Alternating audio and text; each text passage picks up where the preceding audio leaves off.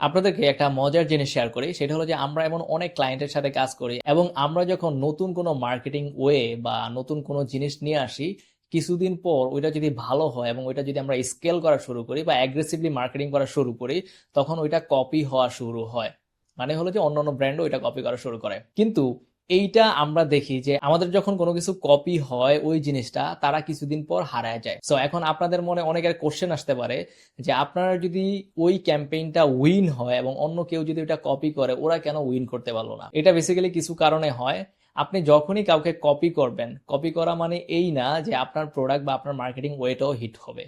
এইটা অনেক কিছুর উপরে ডিপেন্ড করে। লাইক আপনি যদি একদম ব্র্যান্ড নিউ কোম্পানি হন, আপনার যদি কোনো মার্কেটে ট্রাস্ট থাকে না, আপনার যদি কেউ কোনো কনফিডেন্ট নেই আপনার প্রতি, তাহলে কিন্তু আপনার কাছ থেকে কেউই প্রোডাক্ট কিনবে না। অন্যথায় অন্য আরেকটা কোম্পানি যাদের মানুষ অনেক ট্রাস্ট করে এবং যাদের কমিটমেন্ট গুলা খুব ভালোভাবে পালন করে, ওদের অলওয়েজ সেল ভালো হবে। সো এইটাই হলো মেন রিজন। আপনি অন্যকে কপি করলেই হবে না, আপনার অলরেডি মার্কেটে ওই লেভেলের পজিশন থাকতে হবে। যদি থাকে তাহলে কাজ করবে, আর যদি না থাকে কখনোই কাজ করবে না। আর আপনার যদি ওই পজিশন থাকে, আপনি কখনোই অন্যকে কপি করবেন না।